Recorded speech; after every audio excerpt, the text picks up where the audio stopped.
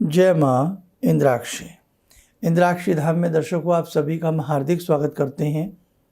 आज के दिन जिन जातकों का जन्मदिवस है, मैरिज एनिवर्सरी है, उन सभी को हमारी तरफ से बहुत बहुत शुभकामनाएं। आज हम बात करने वाले हैं हमारी जन्म पत्रिका में या हथेली में, या यूँ कहें विभिन्न प्रकार से जब ग्रह कहीं ना कहीं अपना बुरा प्रभाव हमारे ऊपर छोड़ते हैं, तो क्या ये ग्रहों के जो दोष होते हैं ये मंत्र साधना से, मंत्र विद्या से दूर हो जाता है। हम कोई भी मंत्र साधना करते हैं, चाहे गुरु मंत्र पढ़ते हैं, कोई भी मंत्र पढ़ते हैं, उससे ग्रहों के दोष दूर कैसे होते हैं, आज इस बारीकी को हम आपको समझाने वाले हैं। कई बार जन्म से कोई ग्रह हमारा बहुत वीक होता है और उसी ग्रह की महादशा या अंतरदशा या प्रत्यंतर दशा आ जाती है। और कई बार जो ग्रह जन्म का बहुत वीक होता है वो गोचर स्थिति में आकर भी बहुत कमज़ोर हो जाता है। उस स्थिति में हम उस ग्रह का दान करते हैं या हम उस ग्रह से संबंधित कोई मंत्र पढ़ते हैं, तो हमारे उस ग्रह में हमें पावर मिलती है और कहीं ना कहीं जो जीवन में समस्याएं आ रही होती हैं वो धीरे धीरे सही होती है। लेकिन हर व्यक्ति को जन्म पत्रिका देखनी नहीं आती और आप में से ऐसे बहुत लोग हैं जिनकी जन्म पत्रिकाएँ नहीं हैं या डेट ऑफ बर्थ समय मालूम नहीं है। अब ऐसी स्थिति में अक्सर जहाँ भी आप जिससे भी अपनी कुंडली दिखाते हैं जाते हैं, वो आपसे आपका समय, डेट ऑफ बर्थ मांगते हैं, वो आपके पास होता नहीं है। हाथ देखने की जो बात है ये सबको जल्दी से नहीं आता है। अब बहुत लोग उस समस्या में घिर जाते हैं कि हम जीवन में जो ये समस्याएं हैं, एक तो इनको पहचाने कैसे, ही क्यों आ रही हैं, और एक इनको दूर कैसे करें। तो मैं आपको बहुत आसान सा एक तरीका बताता हूँ। मैंने जैसे कि आज आपको बात भी कही है कि ग्रहों का दोष दूर होता है आपकी मंत्र साधना से। हर व्यक्ति जो सत्य सनातन धर्म को मानता है वो किसी न किसी मंत्र से जुड़ा होता है, चाहे वो गुरु दीक्षा से जुड़ा हो या वो किसी न किसी मंत्र को पढ़ता ही होता है करीब करीब। नास्तिक की मैं बात नहीं कर रहा हूँ, लेकिन आस्तिक की बात कर रहा हूँ। बस आप ये मान लो कि जब भी आपके जीवन में आपको समस्याओं का दौर ज़्यादा नज़र आए, तो जो मंत्र साधना आप प्रतिदिन के हिसाब से करते हैं उसे आप बढ़ा दीजिए, डबल कर दीजिए, सुबह शाम के हिसाब से कर दीजिए। एक ना एक दिन आपको रिलीफ ज़रूर मिलेगा। इसके अलावा जैसे श्रीमद् भागवत गीता के में अनेकों मंत्र ऐसे हैं, बड़े स्वयं सिद्ध मंत्र हैं। आप रामायण जी पढ़ते हैं तो रामायण जी में अनेकों ऐसे मंत्र हैं। आप दुर्गा सप्तशती पढ़ते हैं तो दुर्गा सप्तशती में ऐसे अनेकों मंत्र हैं। दुर्गा सप्तशती के कुछ मंत्रों को मैं आपको बताता हूँ, अलग अलग क्षेत्रों में वो कार्य करते हैं। जैसे कई बार हम शत्रुओं से घिर जाएं, बहुत ज़्यादा हम शत्रुओं से पीड़ित हो जाएं, एक मंत्र है, आप उसे देखें। सर्वाबाधा परशमनम त्रयीलोकस्य अखिलेश्वरी एवमेव कार्यमश्मद वैरी विनाशनम। ये मंत्र समस्त प्रकार की बाधाओं को शांत करता है, शत्रु पीड़ा को शांत करता है। एक मंत्र और बता देते हैं, आप उसे भी नोट कर सकते हैं। दुर्गा सप्तशती से ही है कि कई बार संतान कहना ना माने या संतान के जीवन में कोई समस्या आ रही हो, धन धान्य को लेकर के कोई समस्या आ रही हो, तो भी बहुत अच्छा ये मंत्र कार्य करता है। सर्वा बाधा विनिर्मुक्तो धन धान्य सुतान्वित मनुष्यो मत प्रसादेन भविष्यति न संचय। ये मंत्र बहुत अच्छा कार्य करता है। दुर्गा जी के और भी अनेकों मंत्र हैं, कृष्ण जी के अनेकों मंत्र हैं, राम जी के अनेकों मंत्र हैं। जैसे कृष्ण जी का मंत्र है ओम क्लीम कृष्णाय नमः, बहुत अच्छा मंत्र है। अनेकों बाधाओं को ये मंत्र दूर करता है, कामनाओं को पूर्ण करता है। विष्णु जी के अनेकों मंत्र हैं, राम जी के अनेकों मंत्र हैं। साधारण रूप में राम जी के मंत्र की बात करें, ओम राम रामाय नमः, बहुत अच्छा कार्य करता है ये मंत्र। श्रद्धा के साथ पढ़ा जाए बहुत ही बढ़िया आपको इसका फल मिलेगा। हनुमान जी के अनेकों मंत्र हैं, हनुमान जी के अनेकों सावर मंत्र हैं, जिन्हें आप पढ़ें तो आपको विभिन्न प्रकार का लाभ मिलेगा। एक मंत्र हमने बहुत बार बताया है हनुमान जी का, कि जैसे अकेले में भय लगता है, किसी शत्रु से भय लगता है, पशु से भय लगता है, ऊपरी चीज़ों से हमें भय लगता है, बहुत सारी बातें हैं। ऐ हनुमान 12 वर्ष को जवान, हाथ में लड्डू मुख में पान, हाँक मारत आए बाबा हनुमान, मेरी भक्ति गुरु की शक्ति, फुरो मंत्र गोरख वाचा। इस मंत्र को हम ऐसे भी पढ़ सकते हैं, आइए आप इसको नोट भी कर लें। ऐ हनुमान 12 वर्ष को जवान, हाथ में लड्डू मुख में पान, हाँक मारत आए बाबा हनुमान, मेरी भक्ति गुरु की शक्ति, फुरो मंत्र ईश्वर वाचा। तो गोरख वाचा भी पढ़ सकते हैं, ईश्वर वाचा भी पढ़ सकते हैं। और बहुत मंत्र हैं, मतलब एक मंत्र नहीं है भाई, इतने मंत्र हैं कि आप लिखते लिखते थक जाएंगे। अब मैं आपको एक प्रैक्टिकली छोटी सी बात बताता हूँ। मंत्रों के साथ साथ फिर हमारे स्तोत्र हैं, कवच हैं, ठीक है, जिसमें भगवान श्री गणपति का, गजानन जी के अनेकों मंत्र हैं, सर्वप्रिय बहुप्रिय गणेश जी के अनेकों साधनाएं हैं, है ना।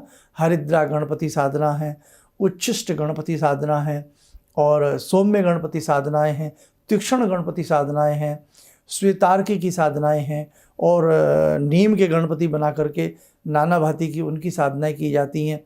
गणपत अथर्व शीर्ष है, उसी में से ये, जैसे अगर आप 2 शीर्ष पढ़ते हैं, आप नाम नोट कर लें, गणपत अथर्व शीर्ष, दूसरा नोट करें दुर्गा अथर्व शीर्ष।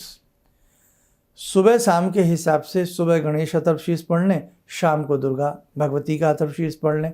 ये 2 अथर्व शीर्ष भी यदि आप श्रद्धा से पढ़ते रहे तो आपके अनेकों कार्य सिद्ध होंगे। अब मैं कहना क्या चाहता हूँ, हम विभिन्न प्रकार से अपना अपना सबका मन होता है। जीवन में छोटी बड़ी सामान्य अनेकों प्रकार की समस्याएं सबको होती हैं।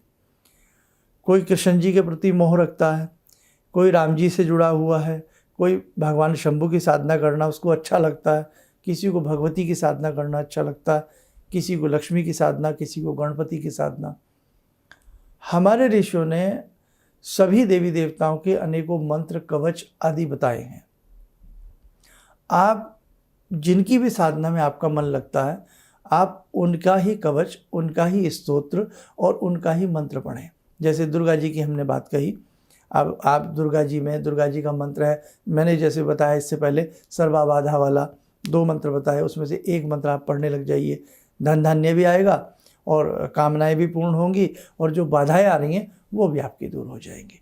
मैं फिर पढ़ देता हूँ, सर्वा बाधा विनिर्मुक्तो धन धान्य सुतान्वित मनुष्य मत प्रसादेन भविष्यति न संचय।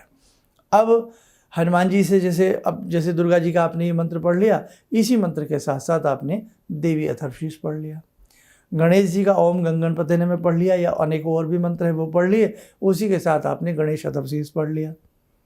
हनुमान जी का है, कोई भी मंत्र पढ़ लिया हनुमान जी का, चाहे कोई भी मंत्र है, और उसी के साथ जो मैंने सावर मंत्र बताया था ना अभी, ऐ हनुमान 12 वर्ष को जवान, उस मंत्र को रोज 31, 21 या 51 बार पढ़ लिया।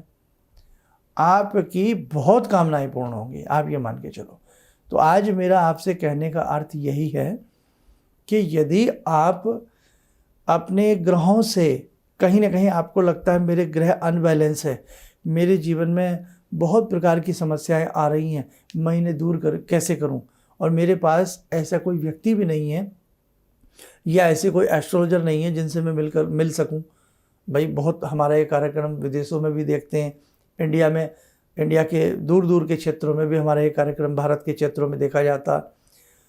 तो आप, जो मैंने आज आपको एक तरीका बताया, जिस देवता के प्रति आपकी उपासना अच्छे से आप कर लेते हो, उन्हीं का स्तोत्र कवच मंत्र पढ़िए, ग्रहों के समस्त दोष दूर हो जाएंगे।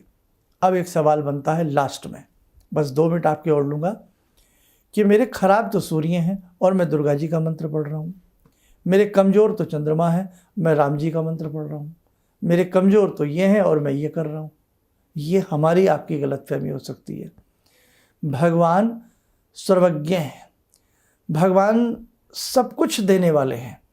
एक देवी देवता के प्रति यदि आपकी आस्था जुड़ जाएगी, तो क्या आपको ऐसा नहीं लगता कि हनुमान जी सब कुछ दे सकते हैं आपको? बिल्कुल दे सकते हैं। आपके शत्रुओं को, आपकी शारीरिक पीड़ा को, आपके धन बल को, हर क्षेत्र में बाबा हनुमान जी आपको आशीर्वाद देंगे। आप दुर्गा जी से जुड़ते हैं या जुड़ती हैं तो दुर्गा जी भी आपको सब कुछ देंगी। कहने का भाव, भगवती के चरणों में सर्वस्व बिखरा पड़ा है। हीरे मोती चांद सितारे सब भगवती के चरणों में रहते हैं। जब जब देवताओं के ऊपर आपत्तियां आती हैं, असुरों का हमला होता है, आक्रमण होता है और असुरों की जीत होती है और देवताओं की जब जब पराजय होती है, तब तब कभी भगवती अपने नाना रूपों में जाकर के असुरों का संहार करती हैं। ब्रह्मा विष्णु महेश भी भगवती की उपासना करते हैं।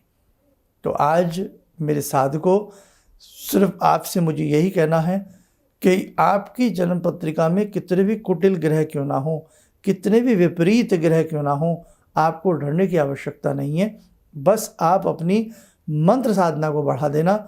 आप देख लेना, आपके जीवन में रोशनी आएगी, आपके जीवन में बाहर आएगी, आपकी समस्त मनोकामनाएं पूर्ण होंगी। अब आइए कुछ संदेश दे देते हैं। दीक्षा करीब करीब सभी को दी जा चुकी है, जिन्होंने भी अपने नाम हमें लिखवाए थे। अगर कोई रह गए हों, किन्हीं को ना दीक्षा अभी प्राप्त हुई हो, तो वो संस्थान में संपर्क कर सकते हैं।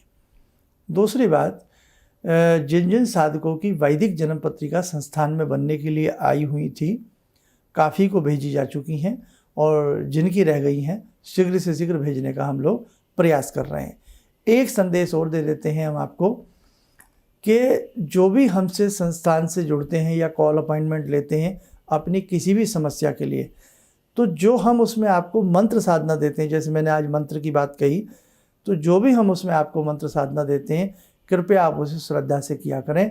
ईश्वर की कृपा आपके ऊपर जरूर बनेगी। आपके नवग्रह आपसे शीघ्र प्रसन्न होंगे और आपकी कामनाएं भी भगवती की कृपा से पूर्ण होंगी। बस मंत्र साधना सुबह समय नहीं लगता, शाम को कर लें।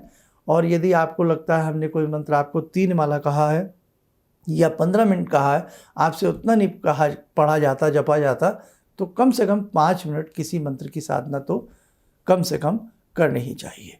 आप स्वस्थ रहें, सुखी रहें। इन्हीं शुभकामनाओं के साथ हम अपनी वाणी को विराम देते हैं। जय माँ इंद्राक्षी।